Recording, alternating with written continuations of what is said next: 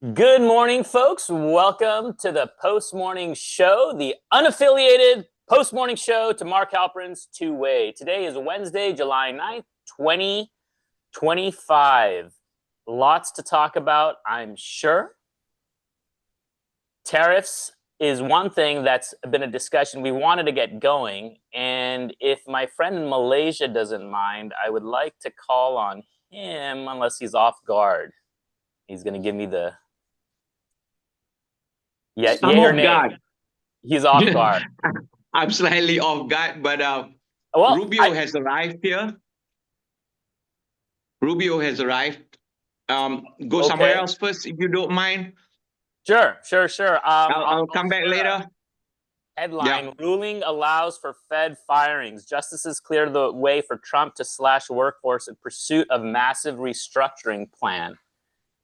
Do folks have any thoughts on that or anything on their mind? And since Charity happens to be unmuted, I'm going to ask Charity what's on her mind this morning. Oh, it's interesting. I don't always have something prepared, but I think I really enjoyed the variety of topics that we had this morning. And it was interesting to kind of see, I think the conversation about what the Democrats are going to do. And, is Newsom front runner?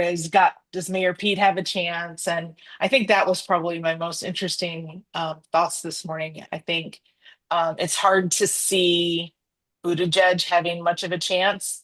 To me, he might be smart.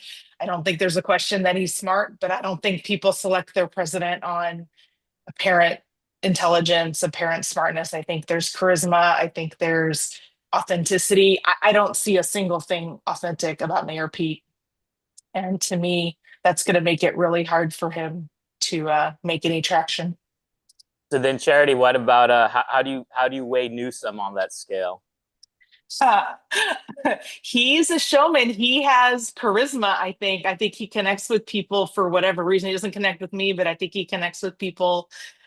He's got the look. He's tall and handsome, and he's got the hair and the look.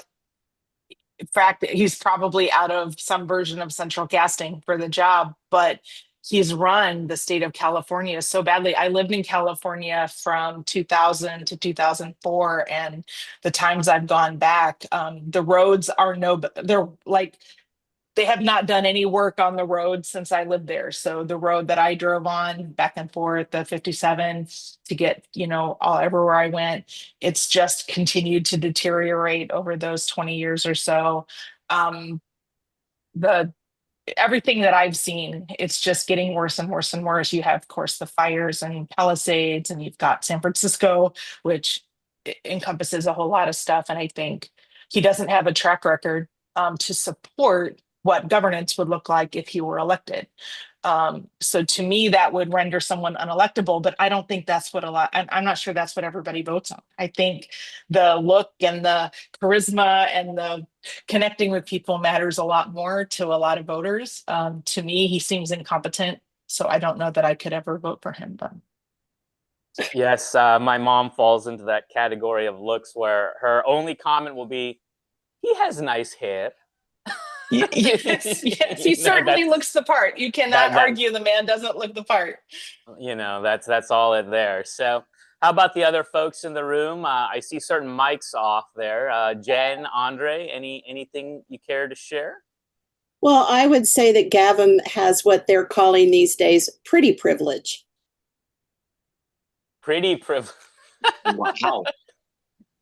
You mean the hair and the good looks is what gets you the views? Is that It never hurts. It never. between Newsom and Buttigieg? Do you care to weigh in either way? Well, first of all, I think the fact that both of them have brain synapses that seem to connect is by far a step up. So, I'm not a Democrat. I don't, I don't have a lot of dog in that fight. Of course, I'd rather they go with somebody who's more of an empty suit because we'll have more ammunition against them. I don't think Buttigieg is an empty suit, but I don't know that he's electable, so I don't know that they would go for him. So, And Jen, I think well, not the only other name, but one other name was Whitmer. I mean, are there any others you see in the periphery? well, I think it's interesting that with Whitmer and Newsom, they were both governors who were more on the extreme side during COVID. And I think a lot's going to depend on people's memories for that. Um, if you were 15 or 16 during COVID, and perhaps this next election will be your first to vote in, it seems to me you might not want somebody who turned into, a dictator during those years. But I don't know. That's a guess on my part. So. Okay, thank you for that, Jen. Joshua? Yeah, sorry. Hold on. Okay, we ready? We rolling? We rolling? Yeah. Okay. Yeah, Jen, if that's really your name. I don't know. If you think being pretty's a crime, you know what? Scumbag, you come and arrest me. You just come and arrest me, Jen. If you think being pretty is so bad. You know what? I think everybody should be pretty. You know what? That's the kind of government I believe in. Everybody should be pretty. I'll be the prettiest president. I'll be the prettiest president you've ever seen, Jen. You just come on. You come at me. Come at me. You need to zoom out. You need to zoom out and put the hand motions in. Was that okay? That's a wrap. No, you need another take. No, okay, we're good. All right, great.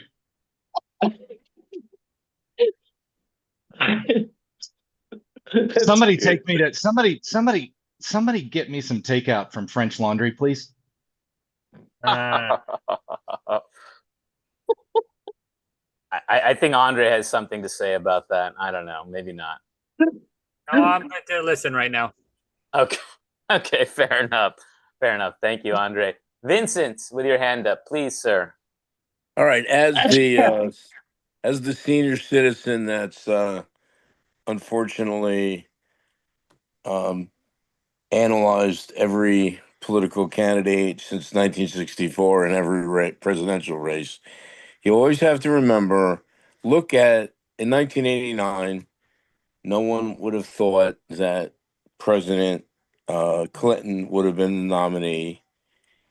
So if you look at the current field, I know we're being recorded, so I have to be careful about talking about Mayor Pete, but Chris Simmons has backed me up on this statement, and it was mentioned this morning.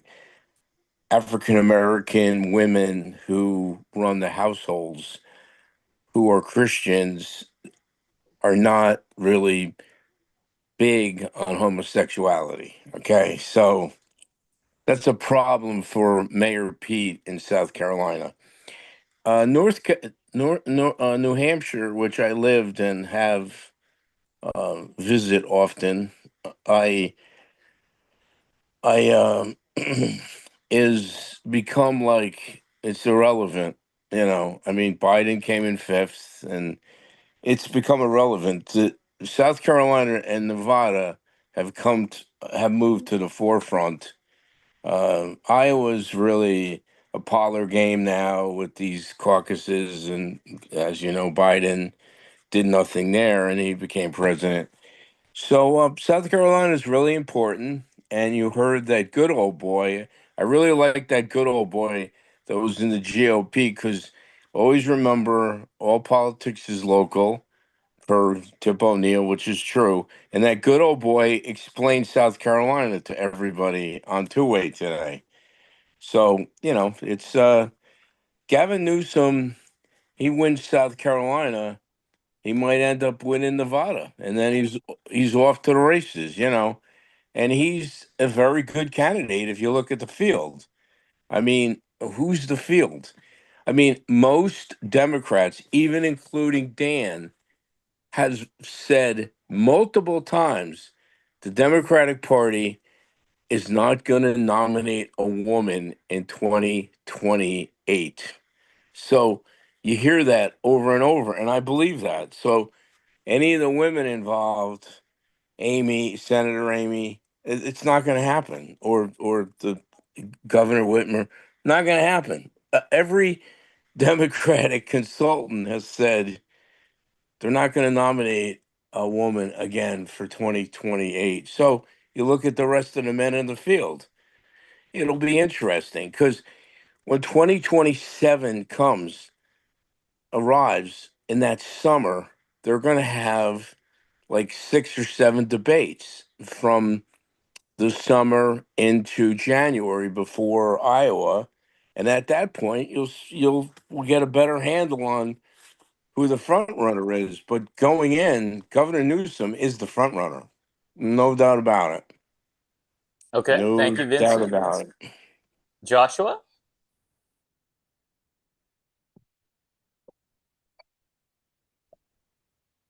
Oh, yeah, there we go.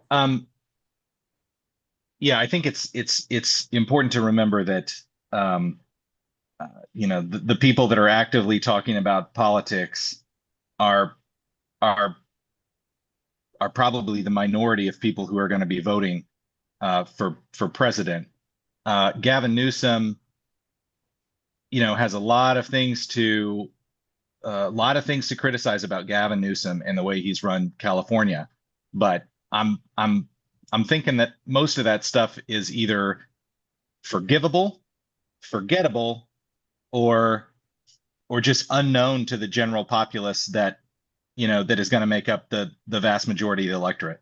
So I think Gavin Newsom at this point has a big advantage in the Democrat field. Yeah, it's And he's a chameleon too. Like he's a good politician, right? Like he's a really good politician, a way better politician than Pete Buttigieg, way better politician than Kamala Harris. Like he is a good politician. Yeah, the some of the stories in California that are hard to maybe get out there. One is the sideshows. So right, like literally cars, teens, whatever gangs doing the donuts.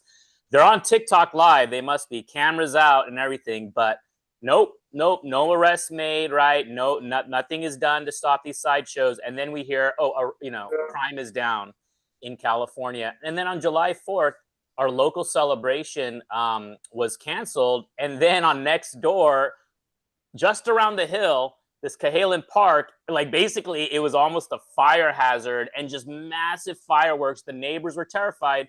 Again, 0 arrests made. Now you could say, well, that's the San Jose mayor's responsibility, but this is an overall, I'm trying to just kind of share the pattern on California. Wesley, sorry, you had your hand up there. Yeah, I was just going to ask Vincent, in your discussions with the circles that you float in and talking with Democrats and politicians, is there concern with how the Democrats' last 2 primaries have went, where it seemed like the party leaders just decided to consolidate around Biden, and in many ways, what they did to Bernie, and then what they did to Biden with Kamala Harris. I mean, is there concern in the Democrat Party for having a free and fair primary? Yeah, yes, and that's why I mentioned a few minutes ago. Don't forget, they will have 7 to 8 debates in the summer and the fall, leading up to Iowa, and they want to go back to the old method, and they know that if you hear James Carville and Axelrod, that there was they've said it over and over, that was a fundamental mistake by not having Biden step aside, and it was a fundamental mistake by having no primary. We were talking about it on the post game show last night. I mean, even if Harris had some sort of regional primary, she would have been better off. So they're going to go back to the old method, and you'll have all the candidates, and America will see all the candidates, and then they'll have the primary, and then people work out, their pitch. And, let's not forget, Biden got 81 million votes and Trump got 74 in 2020. It was 155 million, you know, and it was 50-50 in the popular vote. So it's like, these leaders in the Democratic Party, they're like, yeah, let's put the band back together like we did in 2020, run it the right way, primaries, debates. And, they walk into a general election at 50% of the popular vote. So now focus on the swing states, and they have a good shot of winning the election, because we've said it over and over on this two-way, because historians say it over and over. Every presidential election is a response to the last president. So, of course Gavin Newsom can be elected president of the United States. Just like they said. I mean, did you ever think in 1990 that Bill Clinton would be president and take office in January of '93? No. So if he's a very legitimate candidate and he could get elected president. I mean, look, could you imagine Newsom is the nominee and he chooses Fetterman? Well, now they got Pennsylvania back. There you go. Kind of like, it's Newsom Fetterman. My head was like, well, whoa. no, but the thing is, like, why did, and Aaron and I were talking about this last night. It's like, why did President Kennedy, why did his father, the ambassador, to ask Lyndon Baines Johnson to be the vice president? Because Lyndon Baines Johnson was a very powerful, one of the most powerful majority leaders in the history of this country, and he knew he could deliver Texas, and he knew he could deliver votes in the South, and so, can you imagine Newsom gets the nomination? He chooses Fetterman. Fetterman, then they win Pennsylvania. Hey, you never know. The Democrats could win Ohio with Fetterman. Anything's very possible. Listen, I'm in PA. Fetterman's done, guys. The Dems hate him. Why? The Republicans hate him. This guy is a one-term senator. He's out, okay? So who's going to run against him? Dr. Oz? Anybody, any Democrat can primary this guy, okay? Just wait. They're going to get rid of this guy. You think the Democrats are going to primary him? They might. They well, might. Hey, Daryl, while we got you on the hook here, then what about Newsom thoughts or just this pack? I'm not sure what he's up to. Halperin seems pretty confident that he's not going to run. But who's not going to run? Newsom. Wow. But, I don't know. Of course Newsom's running. Everybody knows that. Well, what I'll say is I think he's like a big time narcissist, and like most of these politicians are. And I think like him seeing the field, his narcissism won't allow him not to run. You know what I'm trying to say? Like the he's only like, thing, oh, the only, and not to interrupt you, but since we're talking about it, the only thing that I could see Newsom like having a problem is like Gary Hart. Like he gets to be so big that he does something so stupid, which eliminated Gary Hart. Gary Hart was the guy, in 1988 until Monkey Business. But I don't see. I think Newsom's much more calculating and would never fall victim to a bad scandal. I don't. And scandals really don't matter anymore. I mean, it doesn't seem like it does. I think the thing that Newsom brings to the table more so than any other like front runner that we've been talking about on the Dem side is restoring some masculinity to the Democrat Party. Like, not saying Newsom is the best representative of that, but he's way more representative of like being a man than any of these other guys like yeah, no, he dismissed the whole pronouns thing as if like it was amazing. He was like, "Oh, I didn't realize it was such a big deal," and then he just like brushed it off. I was like, "Thanks, buddy. You know, you forgot about the rest of us that were oppressed by it." And one thing he's been talking about, Newsom, if you listen to his podcast at all, which I'm not a listener, but I've seen some clips and stuff from it. He has young sons who don't sound like woke Democrats. They sound like kids who are watching Nick Fuentes. So he's probably like literally in his house. He's like hearing it from the boys and being like, "Oh crap, we have a problem." Like it's not my own, my own sons think it's uncool to be a Democrat. So I think that's one area where he has like a strong suit compared to the other Democrat candidates. Yeah, it was one line that Charlie Kirk got in, and Newsom's like, "Well, I didn't want to have them home from school for the interview," and then Charlie Kirk's like, "Wow, you had them off for a year. Why not another day?" It's like, oh man. Joshua, how's it going? Hey, since Daryl's on, I really want to talk about Iran. Not just kidding, totally kidding, totally kidding. What I want to ask is, look, we're obviously speculating. We're a long way out from any primaries and from any presidential elections. Marco Rubio has had a hell of a year so far.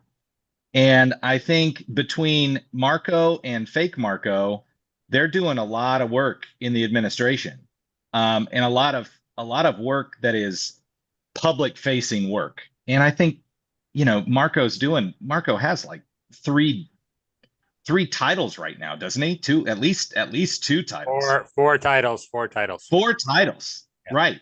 So obviously we've got JD Vance. I would obviously say that yeah, Marco Rubio is a service. Exactly. JD Vance is obviously the putative front runner for a Republican ticket post Trump. But JD's been awfully quiet lately. What has like hardcore dyed in the wool? We don't like, intervention / gonna primary Donald Trump and America all of his first, you mean? say. Yeah. How does America only feel about America first? How does America only feel about Marco Rubio versus JD Vance? It's just remember, historically, it's always very difficult for vice presidential candidates to become presidential candidates. It's always been very difficult. Mm-hmm. Mm-hmm. So George Herbert Walker Bush was on the front cover of Newsweek magazine in 1987, and they were questioning his manhood and his ability to. George Herbert Walker Bush was always considered within the Republican Party not conservative enough. They felt he was an Eastern Rockefeller type of Republican, which he's from Connecticut, so, and they used to call him, the hardcore Reagan people used to call him Mush from the Wimp. Mush from the Wimp. So he was considered not manly enough. And that's why he started, with the cigarette boat, and, he's fishing, and he's giving speeches talking about eating pork rinds, which I've never eaten one. What is that, guys? A pork rind? Remember? No, very good. Carb free. Don't knock the pork. They're delicious. And then he gave, and then all the right wingers. Chicharrones. Then the right winger, said he was, a moderate lefty Republican from the Northeast. And then he said, "I don't like quiche. I don't eat broccoli." It's like so funny how he tried to rebrand himself to be a real man. I go to the Texas State Fair and eat pork rinds. So it's difficult for JD Vance. I mean, Well, it's difficult for JD Vance because he's the vice president, but I don't think JD Vance has those problems. Like those are Dr. Oz problems. Like Dr. Oz, just say you went to the grocery store to get a vegetable tray. Nobody knows what crudité is. Whoa. Right. Okay, all right. Yeah, I know. I'm as confused as Duke on that one. So maybe it's funny thing about Dr. Oz in that I I have the same problem. I just can't stand my hair being all white, it's all gray.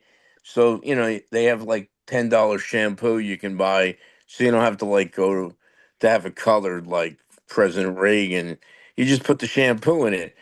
But Dr. Oz, I saw him recently. His hair's all white, which our friend from Pennsylvania would tell you when he ran for Senate, his hair was, dark brown. So he's let it go really whiter.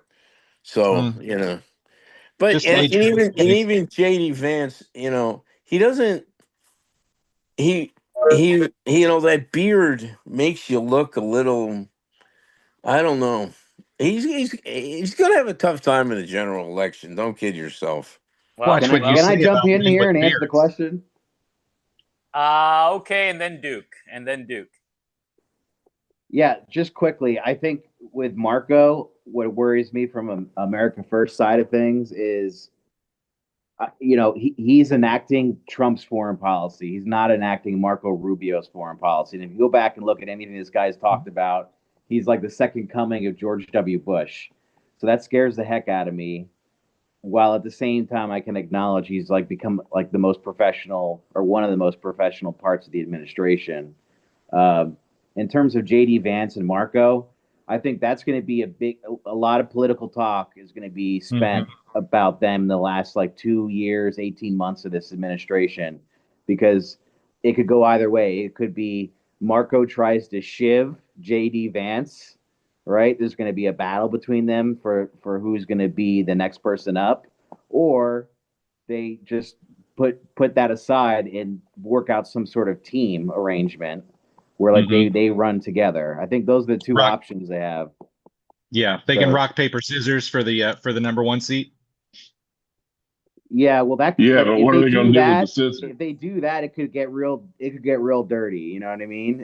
And they I think they represent two different ideologies. Marco being a more neoconservative, and JD being like the Iraq War veteran who's like, this whole thing was a huge mistake. Okay, hold on, guys. Hold on. I just want to quickly say, you mentioned the word neoconservative. That is the biggest question I get from upper middle class, college educated intellectuals. They'll say, Vincent, what's a neoconservative? Like, I get that question from like doctors and lawyers and CPAs. They don't know what that means. And they're like, and they try to watch the shows, the morning shows. And they're like, Vincent, what does that mean again? What's a neoconservative? That is the biggest question I get all the time. Well, send them to me. They're former Trotskyites, but let's get to Duke. Let's get to Duke. Yeah, I'm a little bit left of Daryl on the America First thing, but not too far. I think Rubio and Vance are both viable candidates. I don't know if you heard Vance in the cabinet meeting yesterday when Trump gave him a chance to speak at the very end. He kind of offhandedly apologized for not being, I forget how he worded it, but that he wasn't 100% for the bombing of in Iraq, in Iran, excuse me. And I thought that was odd, and but from a polished campaigner, I think Rubio is probably will be a little bit smoother campaigner just because he's just a smoother person. With Vance, you can you can take the boy out of the trailer park, but you can't always get all the trailer park out of the boy. Hey, dude, did he grow up in a single wide or a double wide? Probably if I had to guess, I'd say a single. You think Usha, from her Brahmin background, would tolerate that? Yale can change a lot.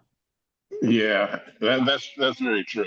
But you just can't get it. You just can't get it all out. Plus he's a Marine. I mean, my God, to you Marine guys out there, and my grandson, who y'all know joined the Navy, just got assigned MARSOG, so he'll be spending a good bit of time with the Marines in sniper school. Yep. Nice. I do want to share one bit of information. People can take this with a grain of salt or a boulder of salt, as I think ML said the other day, which is that Justin Raimundo, rest in peace, he was the former publisher of antiwar.com. He said Marco Rubio had this whole boy party past. I'll leave it at that. And as far as like the Epstein list, why isn't it released? Lionel Media, maybe he's playing coy, but his whole thing originally was that now that it kind of to Dan Turrentine's point about, oh, now Trump is the deep state, you have this list, you can either expose people or use it, exploit it, I guess, leverage it to get people in line. So maybe that's why Marco went from neocon to asking Victoria Nuland about whatever. I'm just saying people are being directed in a certain way now. Maybe that's why, maybe not. I don't know. I'm sure Shamsul will tell me I'm going in those rabbit holes again. So save me, Shamsul, please. Save the group. Okay. It's good. I go into this looking outside in. I'm very impressed with how Rubio has actually transitioned. He was so awful during campaigning. But he sounded really polished once he took the role. I think J.D. Vance is actually quite a formidable candidate, if you ask me. I think he has a way with populism that actually will work as a transition from Trump. I mean that's how I see it. Newsom, what I see Newsom is that guy is politically quite strong. The problem he has is California is a dump. I mean, I've been going to California and LA. Don't you dare talk about. Yeah, San Francisco. Oh my God. I mean, I don't know what to say. I'm not going there anymore. Anyway, so yeah. Rubio is in town in Kuala Lumpur. I think I'll try and go to Mandarin and see whether I'm going to bump into that entourage for the heck of it tomorrow. So you guys done with presidential candidates? You want me to talk a bit about how I look at tariff? Sure. Why not, Shamsul? All righty. Well, okay. Well, hold on a second. Hold on. Okay. Real quick. I just want to add. What's the over/under on Donald Trump at some point over the next 3 years rebranding Marco Rubio as Big Marco? Oh yeah, for sure. It writes itself, For doesn't sure. it? Just Yeah, itself. I wouldn't even take that bet. It writes That's itself. totally in. And I think if he does that, if he rebrands Marco as Big Marco, I think that increases his Marco's approval ratings, and it increases his percent chance of winning a primary by at least 15 percentage points. I'd say more than that. We memorialized it on YouTube. We'll check back on this episode to see. Oh, I'm sure. 3 years. That's still not going to make him any taller. Josh, I've got an observation that on how Trump is. is working with JD that actually impresses me. When I look at how much Vance is involved in a lot of the meetings with Trump, with world leaders, I mean, he's always there. He's always at the meeting. And the assignments when he go and give talks like the one he did in Europe and how he handled it. It reminds me of actually how I would actually mentor somebody who's going to take over my CEO position. You know, I've never seen that happen, at least in my adult life, and since I've followed American politics. So that was something very interesting that I observed, actually. That's a good point, Shamsul. And before you said the word mentor, I was actually thinking the word mentor when you were speaking, and it's weird to think about Donald Trump. I don't know, because of the public-facing version of Donald Trump that we see. It's weird to think about Donald Trump as a mentor, but I think you are spot on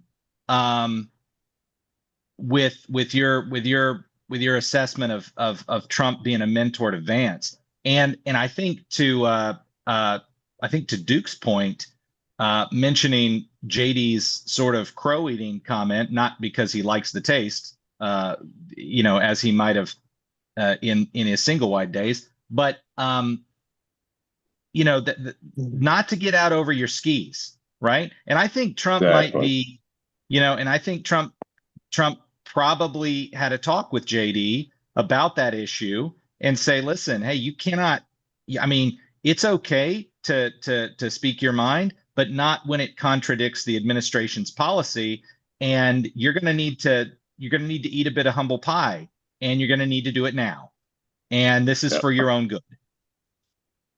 Yeah, I wholeheartedly agree. And as long as he keeps himself in that position, he'll never be out of arm's reach for Trump. He will always be right there. Just to maybe wrap this up, am I the only one that heard that when JD Vance was first selected, did he do the, well, I'm just VP and like try to distance himself from running, or was there none of that? Okay, I don't think there was. I guess JD was always expected. Oh, Jen, you've got your hand up, please.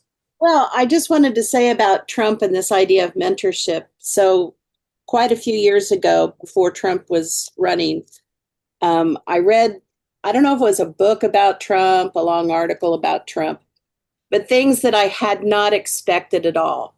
One, in his company, corporation, whatever, his enterprise, he has an extremely high retention rate of employees, much, much higher than an average. And a lot of his employees talked about how much they liked working with him. And if he believed in you, he did do a lot of mentoring. You know, as far as his kids go, I mean, he was, let's just say, not fathering them, but mentoring them through their whole life. And so I think there's a lot about Trump that, because of, let's just say, a public perspective, and not to mention a lot of media kind of turning him into a cartoon, I think he will be giving both Vance and Rubio a lot of really good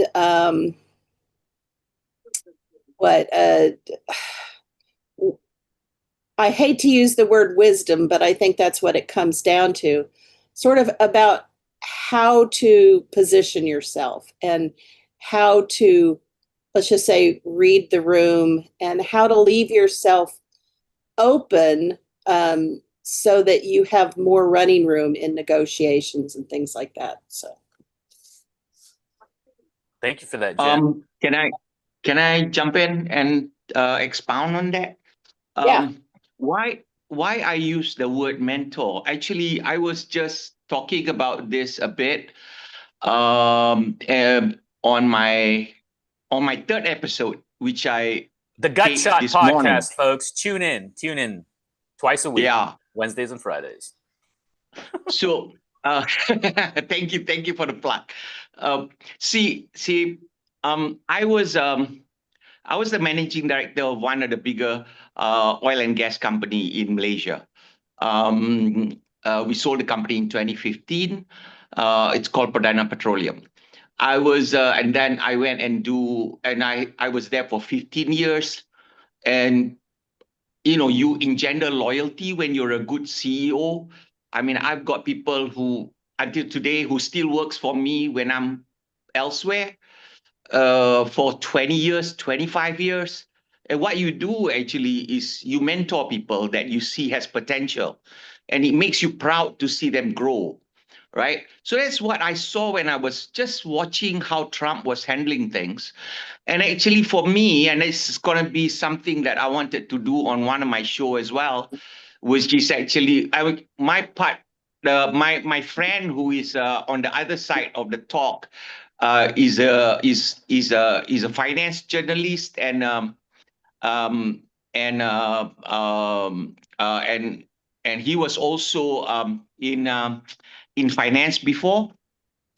So Josh, we did talk about a bit about the deficit, the questions that you were asking me last night. On the third one, that I think when we upload it, you could have a look at that, and then if there's anything else you want to ask, we can talk on site. But going back to the corporate side, actually, I wanted to have this discussion on my podcast, which is basically, I find why I identify a lot, and I understand how sort of like with all humility, I sort of identify with how Trump does things, because it's so much like a businessman. It's how I would do things. And if you ask me about the tariffs, for example, actually how he's handling a tariff is exactly how I would be negotiating with my contractors if I was running a $1 billion project, which I've done, right? And I will put a deadline, and I will move the deadline for some people, and I will change my strategy if I need to. It won't matter to me. I don't care, right? What I care about is the bottom line. I pick the best deal I can get. So I see that in terms of how he's handling the tariffs. And I'm seeing as a non-political junkie, I'm seeing results actually in terms of what he's doing with the tariffs. And it's not really talked about. Obviously, the mainstream media don't want to talk about it. But even on two-way, I think sometimes Dan doesn't understand and Mark does not get it as well how a businessman would do it. And you do it in stages. And you treat different kind of leverage differently.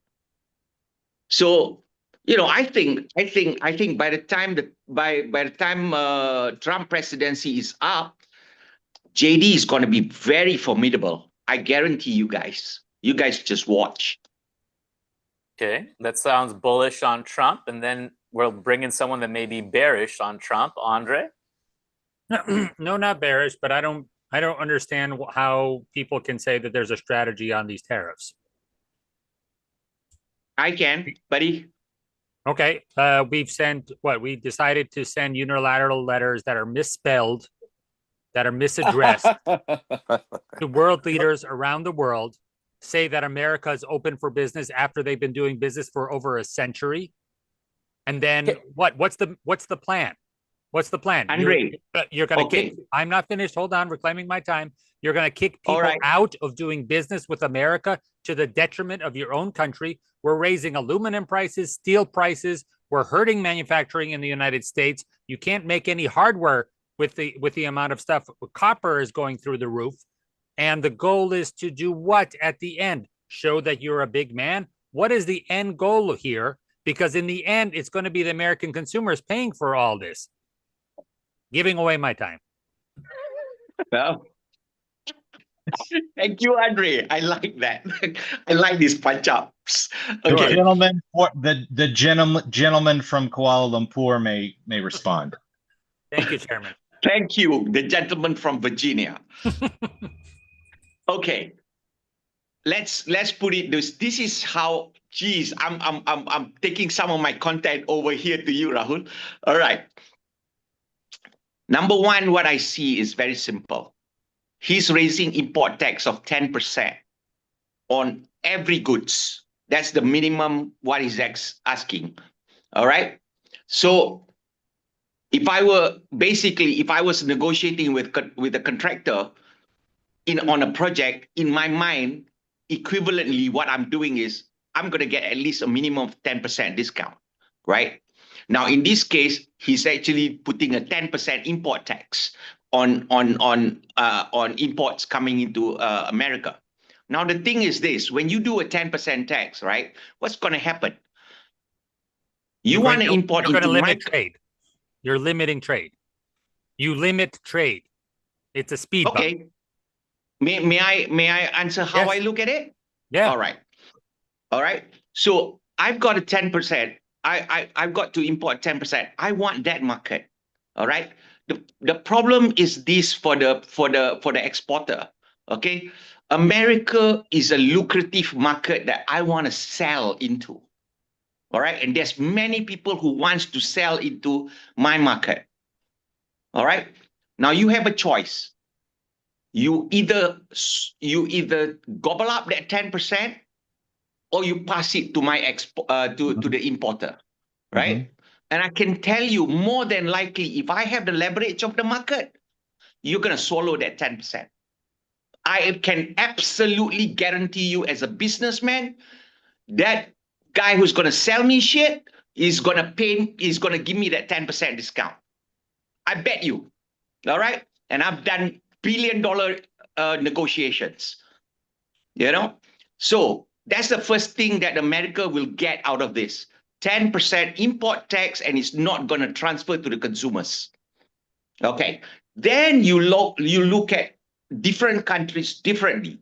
I'm going to give the example of actually just Malaysia, because I know Malaysia very, very well, obviously, right? Okay. Our non-tariff barriers are ridiculous.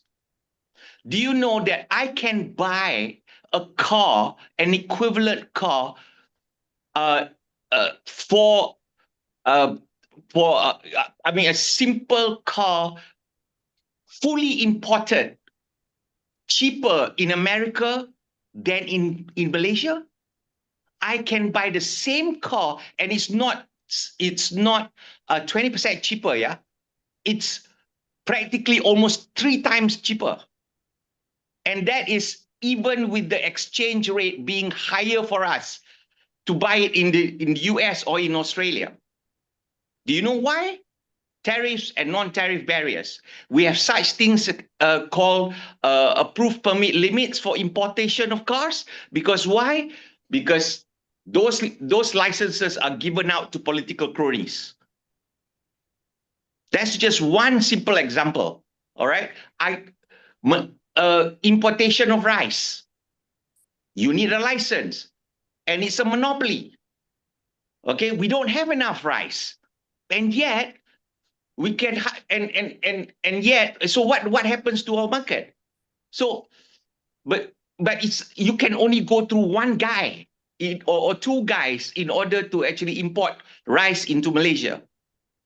So there are myriads of non-tariff barriers, and I just talk about taxes and all that, but the non-tariff barriers are horrendous.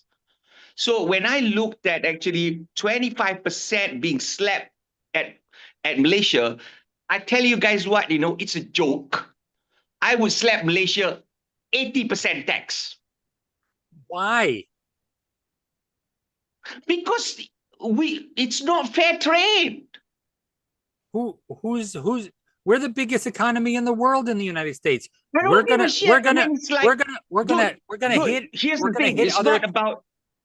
other economies to get 10%. We're the biggest, baddest economy ever in the history of the world, and we want to get 10% from a neighboring economy. And if they don't pay it, if, like you said, the exporters don't pay it, then they don't get access. Great. So we've just weakened our allies' economy. What is this getting us in the end? The 10%? You know, when you globally, you have the biggest economy. That 10% means a lot, you know. And For you've our been pocketbook talking or about what? deficit reduction, right? We're Okay, not doing so we're not instead- doing deficit reduction. We're increased deficit. That's what we're doing. What about Okay, the rice example? Just to Sure, pause talk on the about rice. Yeah. Okay, with Japan not accepting rice, Malaysia not accepting rice, isn't that a problem for their people? I mean, No. internally, isn't that an issue? Like, isn't that a No. conundrum? Aren't they No. producing rice themselves? There's a shortage Yes. in Japan Yeah, and so Malaysia.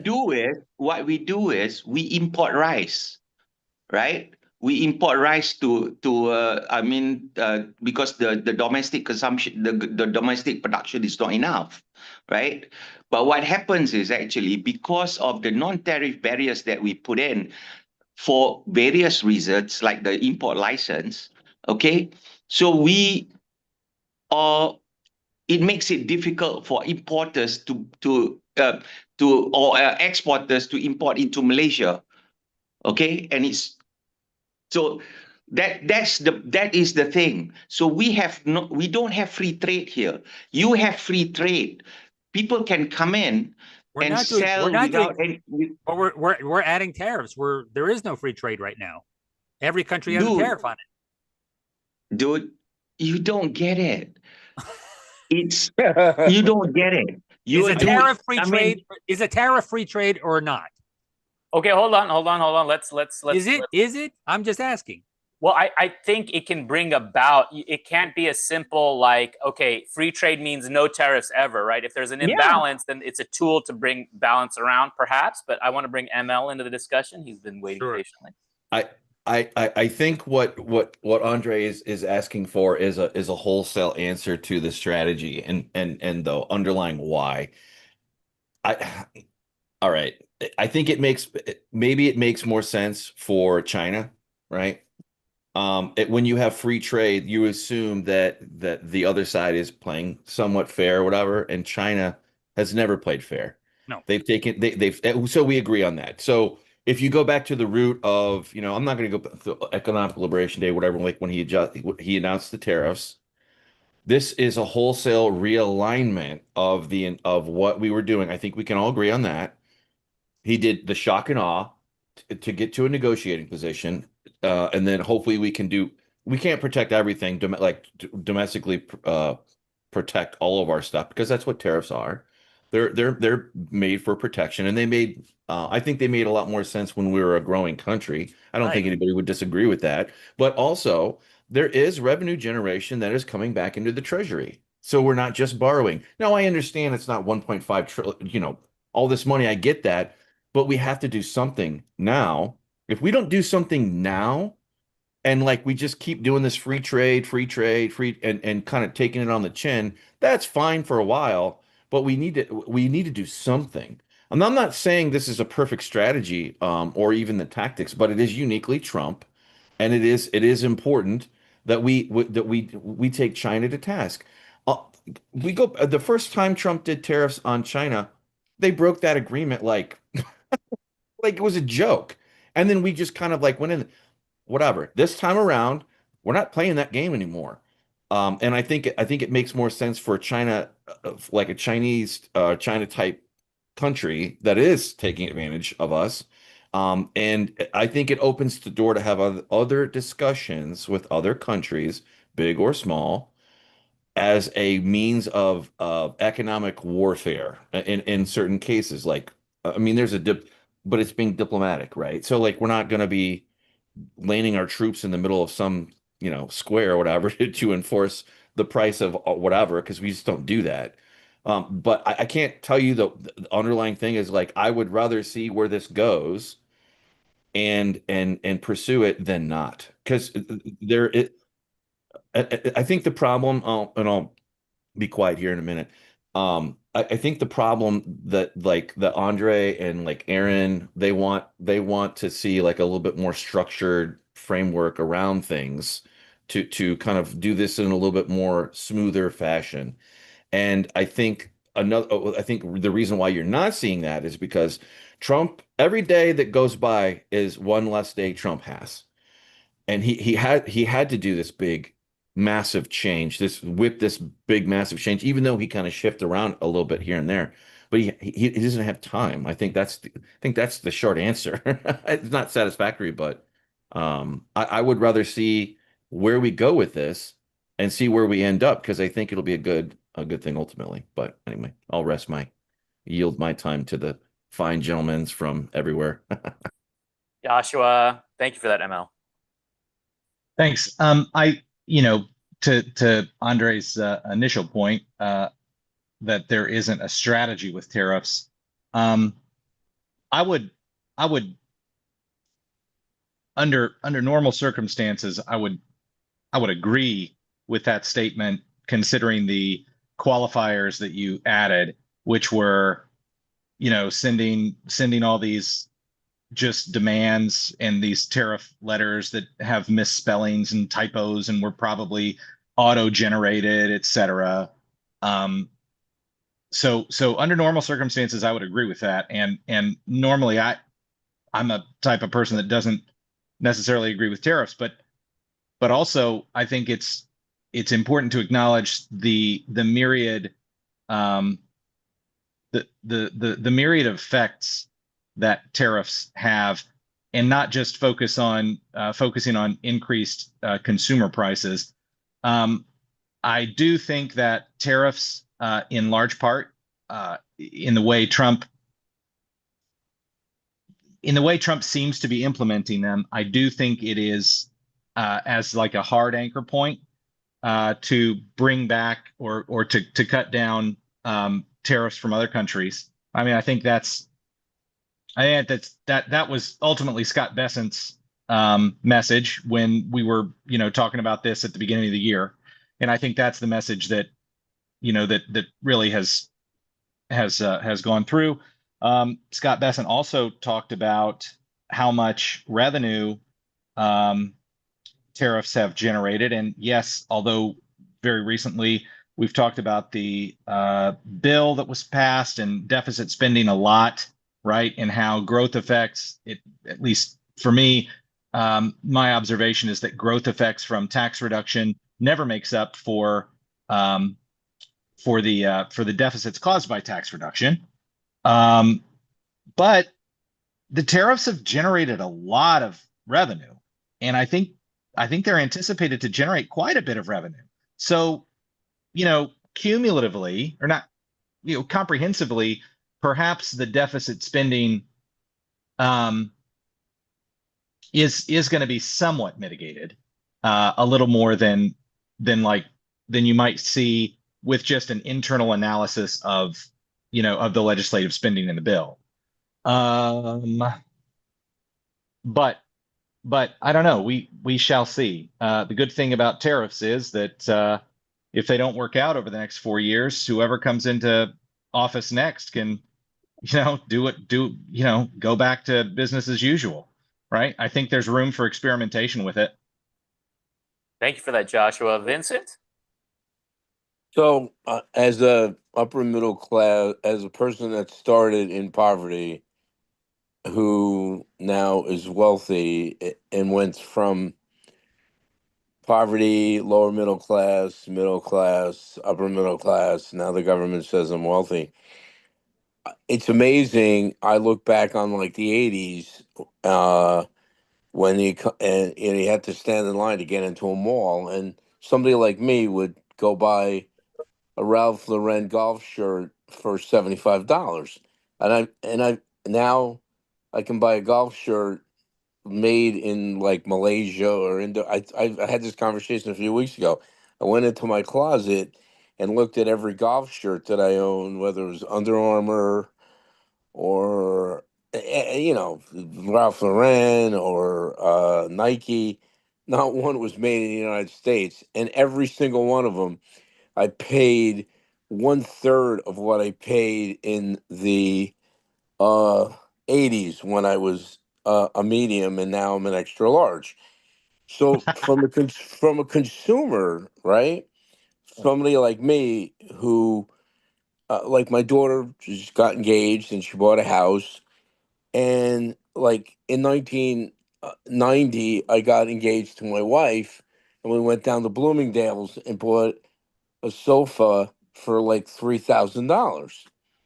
Well, it blew my mind. My daughter was buying furniture. Everything is so much less than it used to be in the 80s and 90s because of all these countries making all these products. So when we get in, I mean, you look at clothes, the price of clothes is so much less than it used to be in the 80s, and the price of furniture, and the tariff conversation is a very, very nuanced conversation. I mean, come on, you know that most people can't have a discussion about it. They don't know what it means, and you know, it like I said, it's amazing to me as a guy that's just into numbers. The I'll give you another one. When we moved into this house 26 years ago, I ordered a California King mattress. They delivered a mattress, it was 2 grand. Now I can go online in Costco and buy the same thing for 500 because I don't know what country it's being made in. You see what I mean? I mean, up middle class and upper middle class people in this country and one percenters have benefited from all these products that have been made in these foreign countries. It's just the way it is. I talk to other senior citizens my age and we're like, can you believe you can buy, a leather chair that cost $1,500 30 years ago for like, $800? I mean, all furniture is so much less. All clothing is so much less. And that's because it's made in all those countries, right? I mean, it's just the way it is, right? I mean, everyone that I know that, when it's all started, and I've talked about this before, I remember somebody came to me in the late 90s and they're like, oh, there's this company called Tata. And I'm like, what's Tata? And then they explained it to me. They're like, so one of the, one of my members of my of the nano group that I have, guys like, you know, how much I'm paying somebody 100 grand a year here to have a master's degree in chemical engineering. He said, we're setting up in China. We're paying these guys. No, we're set up in India. Like they're like in a village, and we're paying them like $2,500 a year. I mean, I'm like, come on. He's like, no, I'm telling you the truth. And then I saw it in Poland, where I firsthand knew a company that I got involved with. So they're like, hey, I can pay these Polish dudes 25 grand in the Silicon Valley. I'm paying somebody 150,000 to do an app.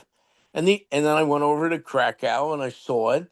And these dudes are like there from 7 o'clock in the morning. They're giving them breakfast, lunch, and dinner. And these dudes are like chain smoking and they're making 25 grand American, and they're driving like late model BMWs, and they're like, the United States is the greatest place.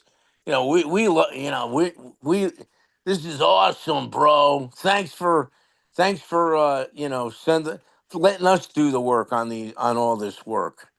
No, it's really, look, in the late 90s, the Clinton administration and the Republican Party embraced globalization. I was told over and over, like, let's, manufacturing, especially chemicals. I've said this before. We didn't want to like manufacture chemicals anymore. Let the Indians do it. Let them do it. We got too many regulations. And so, Interesting comment in the YouTube chats though about like, okay, Louis Vuitton purses and all that. I mean, aren't those inflated? I mean, come on, $2,000 for a bag. So I think to Shamsul's point, right? If I want to sell purses, I'll swallow that cost, right? Like the margins are already inflated. Also with software, there's hidden cost to having teams in India or wherever, because come on, folks, when is the last time you used your phone or computer and the software worked as it should, right? There's always bugs, and then we're always filing reports. So there's an inflated cost. We had this discussion about furniture a while back too. I'm going to give Joshua the last word here. But no, I'm just pointing out, as a person that's probably spent over $1 million in my life on between my wife and I on furniture and clothing, the prices are so significantly less than in 1988. And this is a direct result of all this stuff is manufactured in these countries, and then, I'm telling you, like everything, it's amazing. Okay. Upper middle class people have been the beneficiaries of these lower priced goods. Okay. I mean, my Sony Trinitron in 1990 that was 32 inches cost like $800. I'm walking through Walmart, a 32-inch flat screen TV is like $129. Well, yes, but the TVs also don't weigh as much. So there's also technological changes going on there. But let's get to the queue here, Joshua. Yeah. You've been waiting patiently. Yeah, thanks. And if I'm closing out the live feed, I'll say, as I don't think there's anything wrong with globalization, and I know a lot of people disagree with that. A lot of MAGA folks disagree with that as well. I think honestly, it's just social evolutionary extension of civilizations, being able to specialize, and I don't think America needs to be or wants to be a completely self-sufficient manufacturing hub for textiles, et cetera, et cetera, et cetera. As long as it's not national security related imports or national security related items like, fuel or rare earth minerals, which, look, rare earth minerals might be distributed randomly but they're not distributed fairly on the planet. But I think globalization has been a net huge positive for the world, not just the United States. Okay, we're going to close out on that. And also one note that we do want bounty paper towels in India. I know that from personal family testimony. Sorry if we cut anyone off, but that's a wrap. Remember, you can catch us live Monday through Friday from 10 a.m. to 11 a.m. Eastern. It's your chance to join the conversation and have your voice heard. Just check the link in the description or visit americastalk.show. Together, through the free exchange of ideas, we can truly make America great again. Don't miss out. Tune in and be part of the dialogue.